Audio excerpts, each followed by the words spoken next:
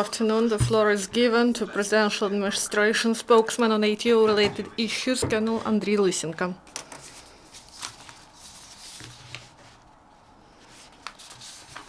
Good afternoon, dear colleagues. Now the information about the events that happened in the ATO area during the last 24 hours. In Lugansk area, the militants violated ceasefire, only starting from 7 p.m. till midnight, and for the rest of the day it was calm there. It is connected with the flight of air drone of OSCE mission near Shasty town in the first part of the day. The main military actions were in Popasnyansky region, when the militants after 7 p.m. started shelling of several Ukrainian positions. After 2 hours of firing with the use of machine guns and grenade launchers of different systems, the militants used mortars. At the same time, the militant groups carried out provocations in other parts of front line in Lopaskino and Zolote. On the whole, in Lugansk area, there were 16 shellings delivered by the enemy, including 4 with the use of heavy weapons. In Donetsk area, active military actions were in Svetlodarska Bulge, Luganska village, and at the part of front line of Avdiivka-Pisky. There, the militants intensively used heavy weapons, and near Neversky, the enemy delivered artillery shelling. Also, the enemy used mortars during dark hours, and the enemy used mortars several times during the day. And according to the estimates of the staff in the Donetsk area, the enemy launched 110 mines at our positions. The longest shelling was delivered in Neversky and Pisky. In the Avdiivka production area, the militants delivered fire starting from for 7 hours, starting at 2 p.m. till 9 p.m. And they used mortars and grenade launchers, and also enemy snipers were active twice.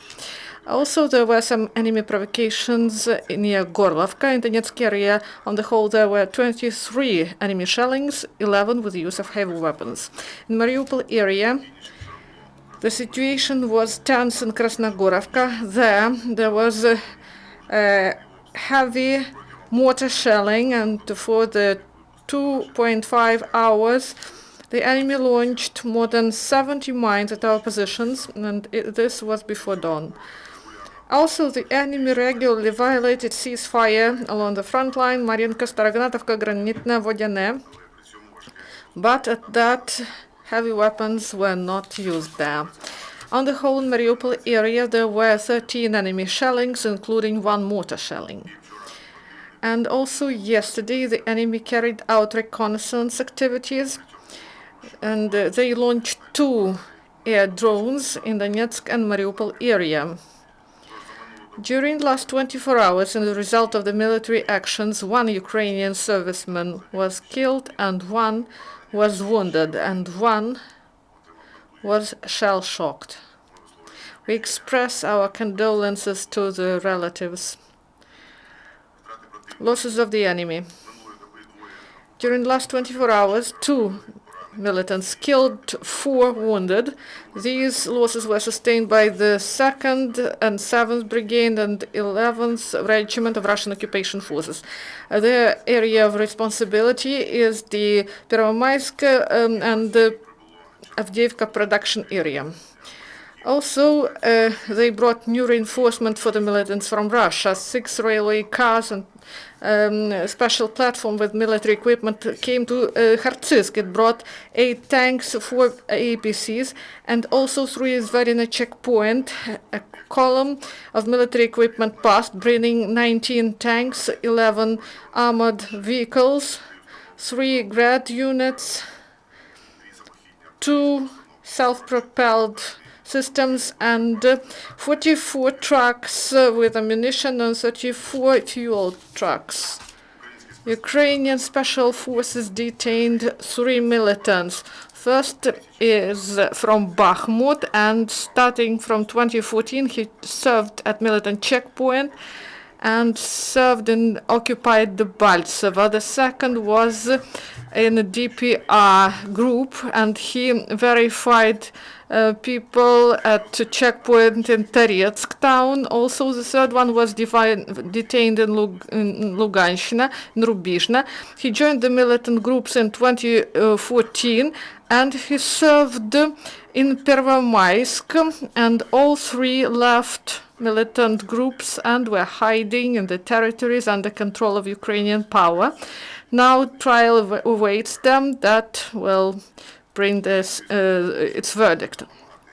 Ukrainian servicemen continue to help civilians. The offices of civil and military cooperation, Lugansk Oblast, together with OEC members and JCCC, helped to restore electricity supply to the town region.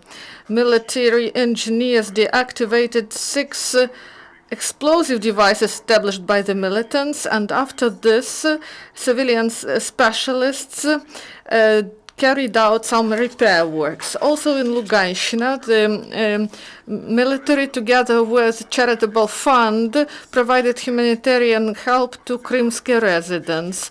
Offices provided medical kits for vulnerable families and pensioners, disabled and pregnant women. Also in Donetsk Oblast, the group of civil and military cooperation Avdiivka brought some stationery for children's camp in Tenenke and to Vodyane. The volunteers brought food products for civilians, and also they brought some medicines for servicemen who serve in the region of Opetne. The President of Ukraine awarded special forces. Yesterday we marked the Day of Special Operations Specialists, and 51 special operation officers were awarded. 9 of them got Order of Bogdan Khmelnytsky, 20 Order for Courage, and 22 the Medal for military service for Ukraine. Now, if you have questions, please ask. No questions, thank you and goodbye.